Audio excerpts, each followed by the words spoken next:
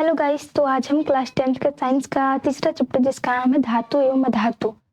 तो आज हम धातु एवं अधातु का क्वेश्चन आंसर करने वाले हैं, जो कि हमारे बुक्स में जो क्वेश्चन दिया हुआ है उसका आंसर। तो देखते हैं हमारा पहला क्वेश्चन क्या है। तो हमारा फर्स्ट क्वेश्चन है कि ऐसी धातु का उदाहरण दीजिए जो क्या होता है, जो कमरे के ताप पर द्रव होती है। तो इसका आंसर हो गया पारा, मरकरी हो गया, जिसे Hg भी कहते हैं, पारा या मरकरी। तो सेकंड क्वेश्चन है हमारा, जिसे चाकू से आसानी से काटा जा सकता है, वो होता है हमारा सोडियम। सोडियम को हम आसानी से चाकू से काट सकते हैं। तो नेक्स्ट क्वेश्चन देखते हैं। नेक्स्ट है हमारा, उष्मा की सबसे अच्छी चालक होती है। उष्मा की सबसे अच्छी चालक होती है सिल्वर तथा कॉपर, सिल्वर और कॉपर कॉपर। तो नेक्स्ट क्वेश्चन है हमारा, उष्मा की कुचालक होती है, तो वो होता है मरकरी तथा लेड। ये दोनों जो है वो उष्मा की कुचालक होती है, करंट को इधर से उधर जाने नहीं देती है, एक जगह अपने। तो नेक्स्ट क्वेश्चन देखते हैं। नेक्स्ट है हमारा, आघातवर्धता तथा तन्य का अर्थ बताइए। तो इसका आंसर हो जाएगा, आघातवर्धता क्या होता है, धातुओं को पीटकर पतली चादर बनाया जा सकता है, इस गुण को हम आघातवर्धता कहते हैं। और तन्य हो गया, तन्यता हो गया, धातुओं को पतले तार के रूप में खींचने की क्षमता को तन्य कहते हैं। तो ये हो गया हमारा। नेक्स्ट क्वेश्चन हम देखते हैं। नेक्स्ट हमारा, सोडियम को केरोसिन में डुबो कर क्यों रखा जाता है। तो देखते हैं इसका आंसर हो जाएगा, सोडियम एक अति अभिक्रियाशील धातु है, जिसे खुले में रखने पर वायु से अभिक्रिया करके जलने लगती है। केरोसिन तेल में यह न ही जलती है और न ही घुलती है, अतः सुरक्षित रखने के लिए इसे केरोसिन तेल में डुबो कर रखा जाता है। तो ये हो गया इसका आंसर। तो देखते हैं नेक्स्ट क्वेश्चन। नेक्स्ट है हमारा, इन अभिक्रियाओं के लिए समीकरण लिखिए। तो पहला हमारा, भाप के साथ आयरन, तो क्या होगा, तो ये हो गया हमारा, आयरन जो है वो H2 के साथ अभिक्रिया किया तो Fe3O4 बन गया और H2 हो गया। तो नेक्स्ट है हमारा, जल के साथ कैल्शियम तथा पोटेशियम, तो उस पर हमारा कैल्शियम हो गया, तो और जल दोनों अभिक्रिया किया तो CaOH2 बना और H2 गैस बना और उसमें ये ऊर्जा बना। और एक और हमारा है पोटेशियम, तो ये हो गया के, पोटेशियम हो गया, H2 दोनों अभिक्रिया किया तो KOH बना और H2 गैस बना और उसमें ऊर्जा। तो नेक्स्ट क्वेश्चन देखते हैं। नेक्स्ट हमारा, ABC एवं D चार धातुओं को लेकर एक एक करके निम्न विलयन में डाला गया, इससे प्राप्त परिणाम को निम्न प्रकार से सारणीबद्ध किया गया है।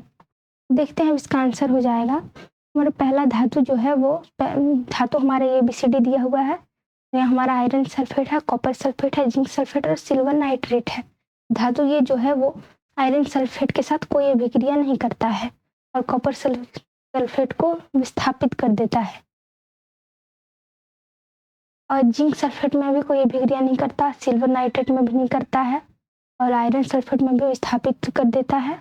तो कॉपर सल्फेट में भी कोई अभिक्रिया नहीं करता, जिंक सल्फेट में भी कोई अभिक्रिया नहीं करता, सिल्वर नाइट्रेट में भी कोई अभिक्रिया नहीं करता।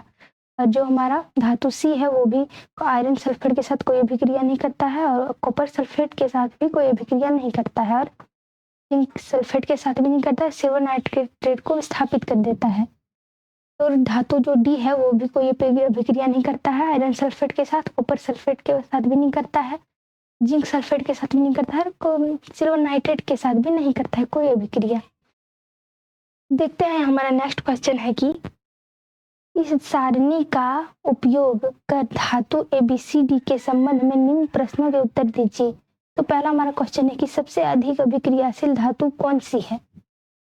तो ये हो जाएगा हमारा बी जो है वो सबसे अधिक अभिक्रियाशील धातु है, क्योंकि वो आयरन सल्फेट को विस्थापित कर देती है। धातु बी हो गया इसका आंसर। नेक्स्ट क्वेश्चन है, धातु बी को कॉपर सल्फेट के विलयन में डाला जाए तो क्या होगा। तो क्या हो जाएगा, धातु बी जो है उसको CuSO4 से अभिक्रिया कराएंगे तो BSO4 बनेगा और Cu बन जाएगा। तो धातु बी जो है वो Cu को विस्थापित कर देगा। नेक्स्ट क्वेश्चन देखते हैं। नेक्स्ट हमारा, धातु ABCD को अभिक्रियाशीलता के घटते हुए क्रम में व्यवस्थित कीजिए। तो धातुओं की अभिक्रियाशीलता के घटते हुए क्रम में व्यवस्था, तो बी जो है वो सबसे अभिक्रियाशील है, उसके बाद है ये, उसके बाद है सी, उसके बाद है डी। तो नेक्स्ट क्वेश्चन देखते हैं। नेक्स्ट है हमारा, अभिक्रियाशील धातु को तनु हाइड्रोक्लोरिक अम्ल में डाला जाता है तो कौन सी गैस निकलती है? आयरन के साथ तनु H2SO4 की रासायनिक अभिक्रिया लिखिए। तो इसका आंसर हो जाएगा, अभिक्रियाशील धातु को हाइड्रोक्लोरिक अम्ल में डालने पर हाइड्रोजन गैस निकलती है, परंतु सक्रियता श्रेणी में वह धातु हाइड्रोजन से ऊपर स्थित होना चाहिए। FeH2SO4 दोनों अभिक्रिया किया तो FeSO4 बना और H2 बना। देखते हैं नेक्स्ट क्वेश्चन हम अपना। नेक्स्ट है हमारा, जिंक को आयरन सल्फेट के विलयन में डालने से क्या होता है? इसकी रासायनिक अभिक्रिया लिखिए। तो जब Zn को FeSO4 के विलयन में डालते हैं तो Zn जो है वो Fe को स्थापित कर देता है, जैसे कि Zn है और FeSO4 है, तो Zn हमारा है जो Fe को स्थापित कर देगा। अब ZnSO4 बन गया और यहाँ Fe हो गया। नेक्स्ट क्वेश्चन देखते हैं। नेक्स्ट है हमारा, सोडियम, ऑक्सीजन एवं मैग्नीशियम के लिए इलेक्ट्रॉन बिंदु संरचना लिखिए। सबसे पहले हमें इलेक्ट्रॉन बिंदु संरचना लिखना है, उसके बाद इलेक्ट्रॉन के साथ स्थानांतर के द्वारा Na2 एवं MgO का निर्माण कीजिए। उसके बाद इन यौगिकों में कौन से आयन उपस्थित हैं? तो सबसे पहले पहला क्वेश्चन देखते हैं। सोडियम, ऑक्सीजन एवं मैग्नीशियम के लिए इलेक्ट्रॉन बिंदु संरचना लिखना है। इलेक्ट्रॉन बिंदु संरचना, तो पहला हमारा सोडियम तत्व हो गया, इसका ये होता है संकेत Na, तो परमाणु संख्या है सोडियम का 11 और इसका इलेक्ट्रॉन वितरण हो गया KLm। तो यहाँ पे हम आपको समझाते हैं कि ये हमारा यहाँ हो गया हमारा, ये हो गया K, ये हो गया L और ये हो गया M। इलेक्ट्रॉन बिंदु वितरण ऐसे होता है, इलेक्ट्रॉनिक वितरण। तो सबसे पहले ये हमारा है K, ये है L, ये है M। तो सबसे पहले देखेंगे कि K लिया है 2 को, तो K के पास जो है वो 2 इलेक्ट्रॉन है, ये ले लिया 2 को। उसके बाद L के पास 8 गो है, तो 8 गो हम कहीं कहीं भी दे देंगे, 1 2 3 4 5 6 7 और 8। इसके पास 8 है और M के पास 1 है, तो 1 हम कहीं भी दे देंगे। तो ये हो गया हमारा इलेक्ट्रॉनिक वितरण। इसके पास 2 है, ये K जो है वो इसको 2 चाहिए अपनी, इसका जो 2 ही लेता है K, और L जो है वो 8 लेता है, उसको 8 की जरूरत होती है। और M को 1 ही बचा, तो वो 1 ही है इसके पास अभी। नेक्स्ट देखते हैं। नेक्स्ट हमारा ऑक्सीजन हो गया, इसका परमाणु संख्या 8 हो गया, इलेक्ट्रॉनिक वितरण हो गया KL, ये तो यहीं पे हो गया, इसको 2 और चाहिए लेकिन है नहीं इसके पास, तो इसका ये होगा, यहाँ पे K बस है और एक L है, 2 एगो के पास है, तो एक ये L, तो इसकी 2 ले लेगा और ये 6 ले लेगा, 4 5 6। तो नेक्स्ट है हमारा मैग्नीशियम। तो मैग्नीशियम का परमाणु संख्या होता है 12 और KLm जो है यहाँ पे बन जाएगा हमारा KL और M। तो K के पास है हमारा 2 दे दिए, इसको ले लिया 8। L के पास है 8, तो 1 2 3 4 5 6 7 8। फिर M के पास है 2, तो ये 2, इसको 2 दे दिए, 1 और 1 2। तो ये हो गया हमारा कंप्लीट। तो नेक्स्ट क्वेश्चन में बोला है कि इलेक्ट्रॉन के स्थानांतरण के द्वारा Na2 एवं MgO का निर्माण दर्शाइए। तो इसका निर्माण देखते हैं हम। सबसे पहले हम देखते हैं यहाँ पे हमारा Na जो है यहाँ हम देख लेते हैं कि Na जो हमारा है सोडियम, इसका तो जो होता है परमाणु संख्या वो होता है 11। तो इसको इसका अगर वितरण होगा तो 2 8 1 में होगा, एक 2 ले लेगा, एक 8 ले लेगा, एक के पास एक ही बचेगा। Alm ये हो गया। और दूसरा हमारा है ऑक्सीजन। तो ऑक्सीजन का परमाणु संख्या होता है 10, इसका होता है 10, तो इसके पास होगा K और L ही होगा बस। ये यहाँ पे एक 2 होगा, एक 8 होगा। तो यहाँ पे इसको M जो है इसको और चाहिए, यहाँ पे बस 6 ही है। तो अब देखते हैं हम इसको बनाते हैं। तो इसके पास सोडियम के पास यहाँ एक है, यहाँ एक है, और इसके पास है बस 2 2 4 2 6 वो है। तो इसको 2 और चाहिए, तो ये सोडियम से 2 ले लेगा, तो इसके पास से 2 ले लिया, तो इसका इलेक्ट्रॉन पूरा हो गया, तो Na2O बन गया। अब नेक्स्ट देखते हैं, नेक्स्ट हमारा है MgO। यहाँ पे सोडियम जो है वो प्लस ऑक्सीजन, तो यहाँ पे सोडियम आयन हो गया ऑक्साइड आयन और हो गया सोडियम ऑक्साइड। तो नेक्स्ट है हमारा MgO। तो MgO के पास होता है Mg, मैग्नीशियम का होता है 12, तो इसके पास हो जाएगा हमारा एक दो ले लेगा, एक 8 एक 2 हो जाएगा। तो इसके पास 2 है, तो यहाँ पे 2 है Mg के पास, तो यहाँ पे हो जाएगा 1 2 3 4 5 6। इसके ऑक्सीजन के पास 6 है, तो यहाँ हमारा हो जाएगा, इसको और चाहिए 2 ऑक्सीजन को, तो यहाँ से ले लिया Mg से, तो MgO बन गया। तो ये हो गया, इसका इलेक्ट्रॉन कंप्लीट हो गया। तो यहाँ पे नेक्स्ट जो हमारा क्वेश्चन था कि इन यौगिकों में कौन से आयन उपस्थित हैं।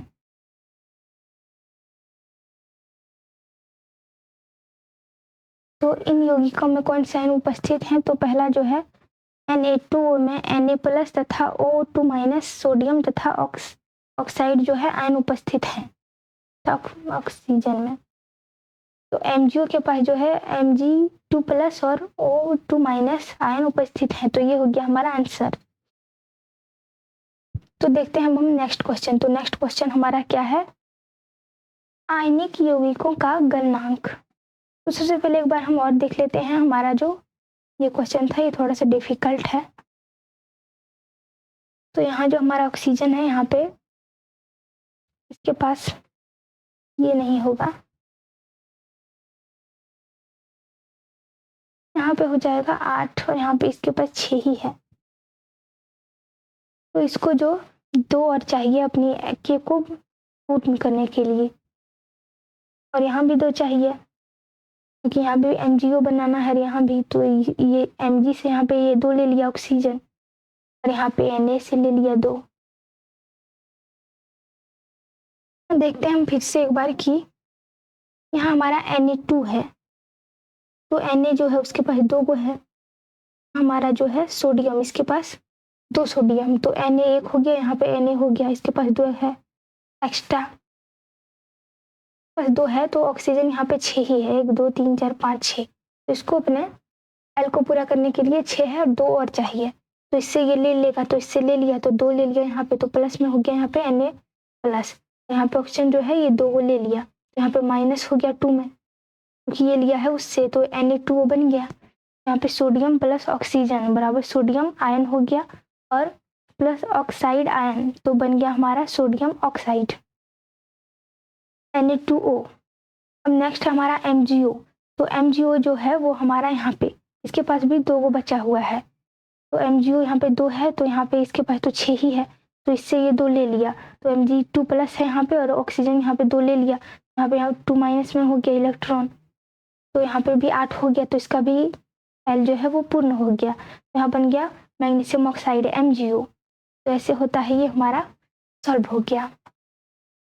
तो ये हो गया हमारा इलेक्ट्रॉन के स्थानांतरण के द्वारा Na2 और MgO का निर्माण। तो नेक्स्ट क्वेश्चन देखते हैं हम। नेक्स्ट है हमारा आयनिक यौगिकों का गलनांक उच्च क्यों होता है? तो इसका आंसर हो जाएगा आयनिक यौगिकों का गलनांक बहुत अधिक होता है क्योंकि मजबूत अंतर आयनिक आकर्षक को तोड़ने के लिए ऊर्जा की पर्याप्त मात्रा की आवश्यकता होती है। तो नेक्स्ट क्वेश्चन है हमारा, निम्न पदों की परिभाषा दीजिए। तो पहला है हमारा खनिज, अयस्क और गैंग। पहला है खनिज, दूसरा है अयस्क और तीसरा है गैंग। तो खनिज क्या होता है? तो खनिज होता है पृथ्वी के भूपर्पट्टी में प्राकृतिक रूप से पाए जाने वाले तत्वों या यौगिकों को खनिज कहते हैं। और अयस्क हो गया हमारा कुछ स्थानों पर खनिजों में कोई विशेष धातु काफी मात्रा में पाया जाता है, उसे अयस्क कहते हैं। और नेक्स्ट है हमारा गैंग। तो पृथ्वी से खनिज अयस्कों में मिट्टी, रेत इत्यादि की अशुद्धियां होती हैं जिन्हें गैंग कहते हैं। तो नेक्स्ट क्वेश्चन है हमारा, दो धातुओं के नाम बताइए जो प्रकृति में मुक्त अवस्था में पाई जाती है। तो पहला हो गया सिल्वर, दूसरा हो गया सोना और तीसरा हो गया प्लेटिनम। नेक्स्ट है हमारा, धातु को उसके ऑक्साइड से प्राप्त करने के लिए किस रासायनिक प्रक्रम का प्रयोग किया जाता है?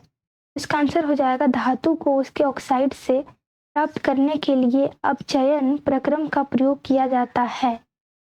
तो नेक्स्ट क्वेश्चन है हमारा, जिंक, मैग्नीशियम एवं कॉपर के धात्विक ऑक्साइडों के निम्न धातुओं के साथ गर्म किया गया तो क्या हो गया?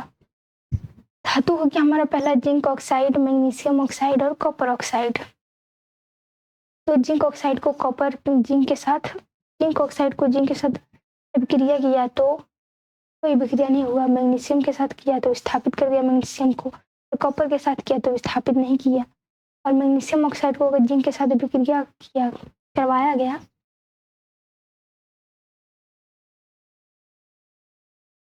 गर्म किया गया तो स्थापित कर दिया जिंक को, और मैग्नीशियम के साथ कोई अभिक्रिया नहीं किया और कॉपर के साथ कॉपर को भी स्थापित नहीं किया।